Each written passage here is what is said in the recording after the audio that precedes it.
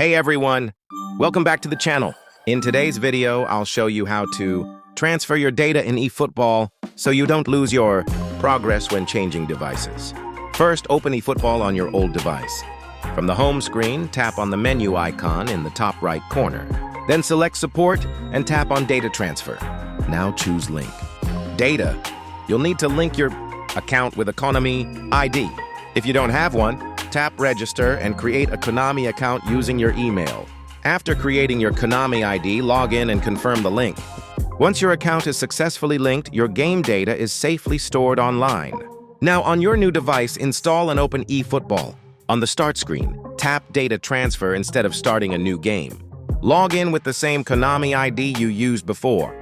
After logging in, your saved data, including players, coins, and progress, will be restored. And that's it. Your eFootball data has been successfully transferred. If this video helped, don't forget to like, subscribe, and comment for more eFootball tips.